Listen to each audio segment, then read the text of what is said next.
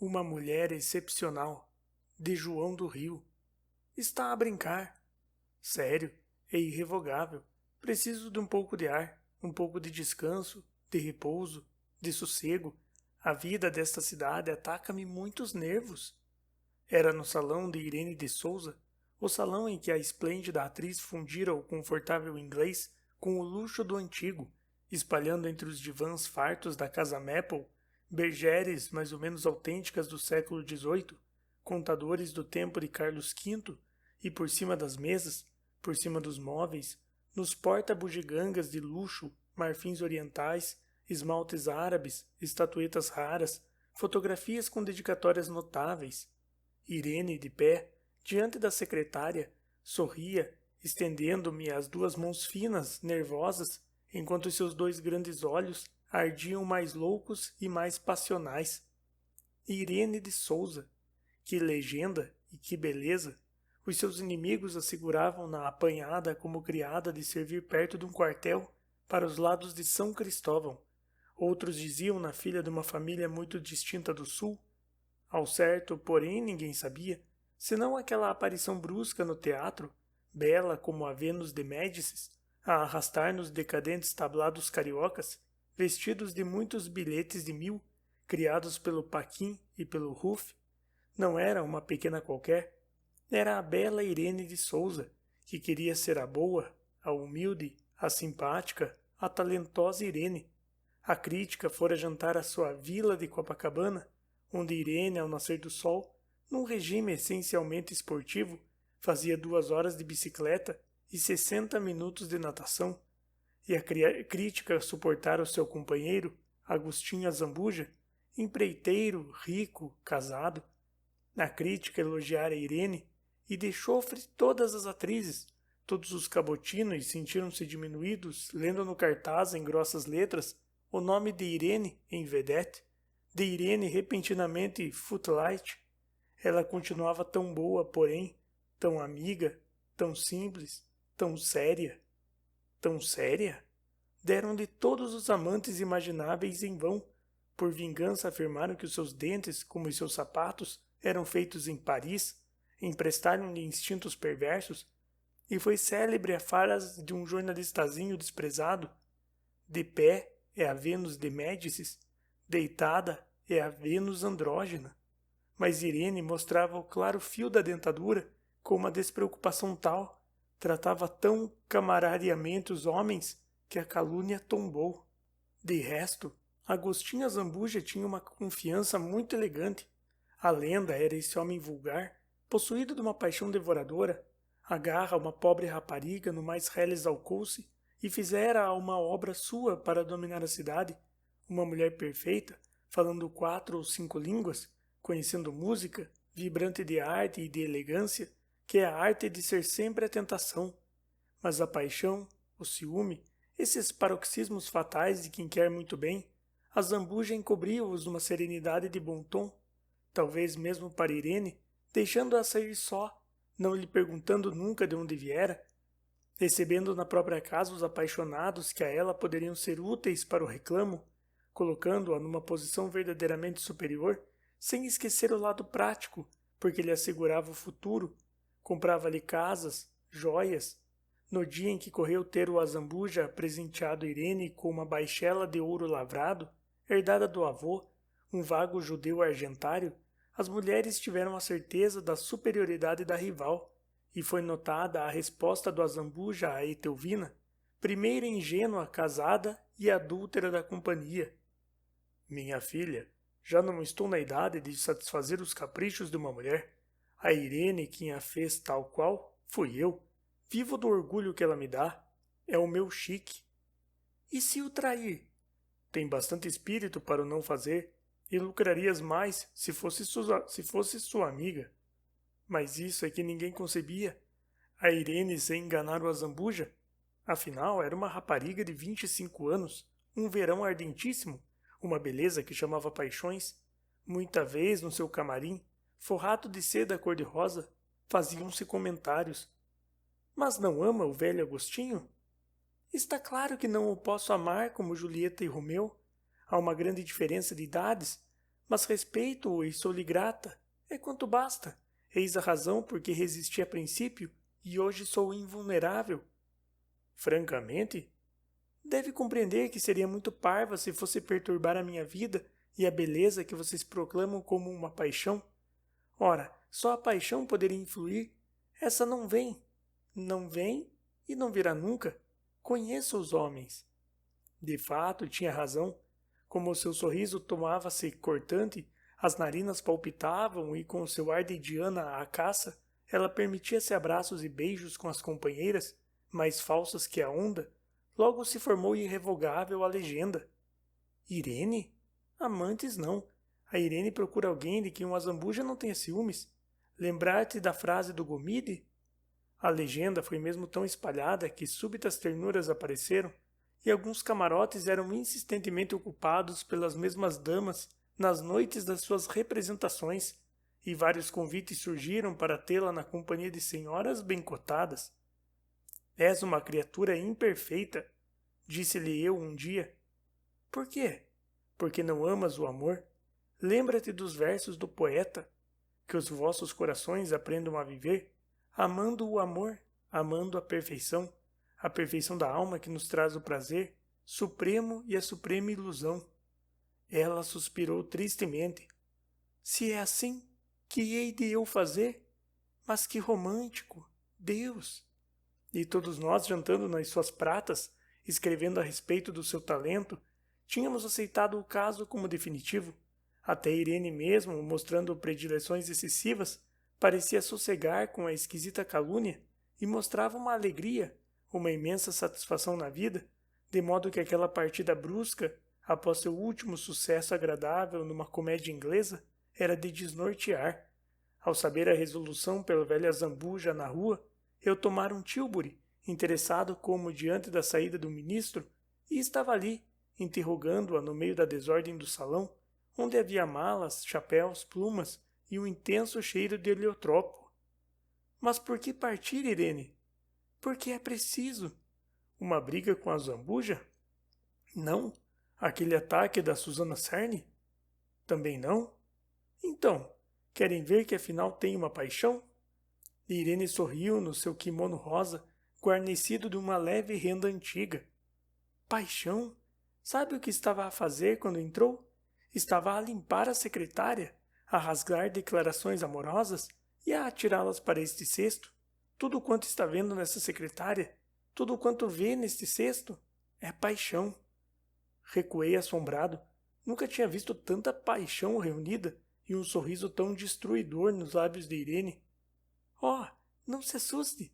Essa paixão é uma das faces do meu amor ao teatro. O Azambuja sabe e, às vezes, lê as cartas comigo. Guardo os artigos de jornal num álbum e a chama amorosa na secretária. Algumas ainda não li, mas foi por falta de tempo. Cruel. Oh, é possível ler tudo quanto a tolice humana escreve? Recebo as cartas de bom humor porque é impossível zangar e acabo considerando-as a homenagem anônima, uma espécie de palmas num teatro cheio. Quer lê-las? Uma ansiedade invadiu-me. Irene nunca amou? Francamente? Posso ler todas? Todas? Todas! Fez ela, sem receio. Divirta-se. Eu vou mandar fazer um pouco de chá, feito da flor e enviado diretamente da China para um inglês rico, que me adorou em vão. Ergueu-se. Houve um deslocamento de perfumes. A meus pés o cesto abria a falsa abarrotada. Diante das minhas mãos a secretária escancarava. Hesitei, olhei-a, não resisti. Ah, o estranho capítulo de psicologia, a descraziante página da análise. Daquela papelada subia como uma fúria de paixão, de doença, de loucura. Havia mais de 500 cartas, havia mais de 1000 postais, e nesses quadriláteros de papel ardia um arco-íris passional, desde a chama roxa da melancolia à chama rosa do amor precoce. A primeira carta que abri tinha ao canto um passarinho voando, e começava assim: Dona Irene, queira desculpar ao receber estas mal traçadas linhas que lhe envio do internato. Tenho 15 anos e vi-a ontem. Como é bonita! Conheceu? Nunca o vi. Pobre pequeno. Do seu primeiro amor não guardará ao menos más recordações. Cá tem outro. Senhora, as horas fogem e a esperança fica. Quem a chamou de feia e a senhora não sabe quem é? Quantos nessas condições? Vá vendo. Eu ia com efeito vendo. Peguei de outro. Adeus, flor da minha vida. E que nas outras cidades deixe os mesmos corações despedaçados. Maníaco. Este confessa-se maluco. O que não fazem os outros? Mas as tolices, os gritos de paixão, que são sempre ridículos, não acabavam mais. Eu lia versos, lia pensamentos patetas, via toda a palpitação ingênua do coração dos homens, ameaças de suicídio, ofertas de dinheiro, descrições de vida futura, pedidos de uma humildade de rafeiro, agonias com erros de português, máximas idiotas e generosas. A amizade da mulher tem um encanto mais suave do que a do homem.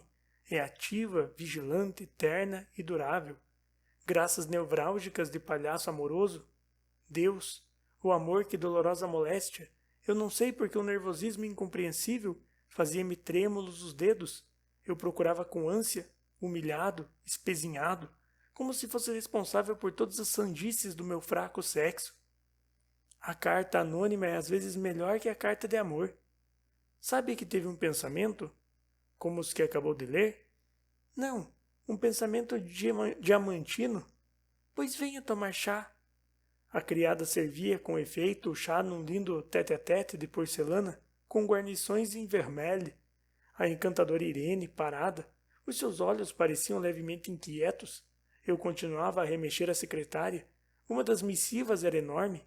Abria.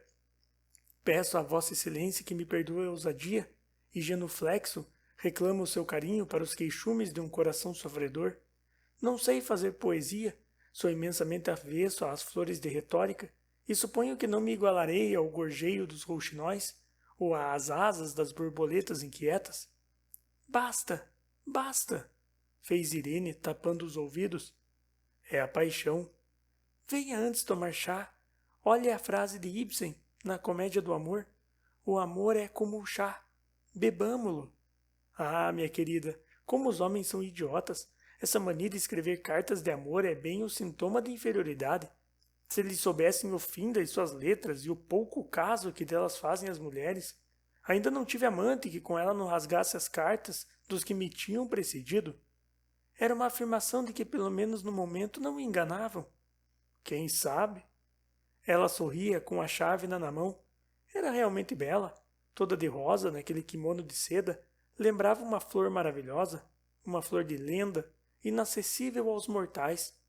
Eu compreendia a futilidade, a tolice, a miséria lamentável dos homens diante da sedução de Vênus vingadora, da Vênus que não se entregara nunca, e era honesta sem amantes, sem crimes, sem calúnias. Mas por que ia ela para a Europa? Por que me humilhava com aquela intimidade de correspondência aberta? Por que? Os meus dedos encontraram uma gaveta. Abria. Nunca a linda Irene de Souza amara um homem. Era honesta. Era o polo do desejo. Ah, não. Várias cartas. Apanho uma ao acaso. Um selo italiano. Tirei-a do invólucro. Cruel. Hei de matar-te se alguma vez te encontrar a jeito. Não me quiseste e eu peno. Peno há 5 anos. Conto que ainda hei de ver o teu sorriso indiferente. 68, 68, oitavo do século, no mesmo lugar. Preciso muito. Não continuei. E olhe que tem também um doido. Palavra? Um sujeito que está na Itália, ao que parece. Fala do número 8. Chama-a Cruel. E eu que ainda não tinha lido. Com efeito e curioso. E assina-se César. Não faz coleção de selos? A filatelista em moda? Como todas as parvoíces inofensivas, ainda lá não cheguei. Depois parei. Ela estava preocupada, séria, um tanto fria, talvez. Decididamente aborrecia a bela Irene de Souza, e era de compreender Irene, que preparava a sua partida, desejava estar só. Curvei-me. Adeus, então. Seja mais humana lá fora. Eu? Com os espias e as agências de informação pagas pelo Azambuja? Da última vez que estive em Paris, a Zambuja mostrou-me um dossiê tão copioso que eu pensei no Affaire Dreyfus. Qual meu amigo, sou invulnerável. E rindo alegremente, já se vê que por causa... Saí varado, porque afinal não há nada mais impertinente do que encontrar realmente honesta uma mulher que não tenha o direito de eu ser, e indo pela Avenida Beira-Mar, a matutar naquela criatura excepcional, encontrei o velho Justino Pereira a passear também. Poesia? Não, ideias. Venho da casa da Irene. Boa pega. Oh, não, o espírito prático, incapaz de amar, mostrou-me verdadeiras cascatas de amor. As mulheres nunca mostram todas as cartas, é o seu grande trunfo. Velho cético. Mesmo porque há cartas que os maridos e os amantes podem ler, cartas desvairadas, sem sentido. Que cara a tua, pareces criança, pois meu tolo basta uma combinação prévia, basta uma chave do sentido oculto. Por exemplo, hei de matar-me. Tradução, não deixes de vir, pena há 5 anos. Tradução, preciso de dinheiro. Ora, o fantasista, não me vai dizer que Irene tem amantes? E se disser que tem mesmo uma espécie de gigolô a quem sustenta? Indignado, como se fosse uma questão de honra pessoal, estaquei. Senhor Justino Pereira, nada de calúnias. Irene está acima de maledicência. O senhor calunia e é pelo menos incapaz de nomear o tal gigolô. Oh, filho, fez Justino a sorrir. Soube-o por acaso, não tenho que guardar. É até um lindo rapaz, corpo de esgrimista, olhos devoradores. Nasceu em São Paulo, chama-se Vitorino Maesa e partiu há 2 meses para a Itália. Como me visse pálido, aturdido, sem saber o motivo daquela emoção, sem saber que, como um imbecil, eu tivera a carta na mão. Estás apaixonado? Contrariei-te? Todas as mulheres são excepcionais quando se lhes quer prestar atenção, mas no mundo não há uma que não tenha um segredo simples, que lhe mostra um reverso inteiramente diverso da aparência. E desatou a rir, enquanto eu esforçava-me por fazer o mesmo.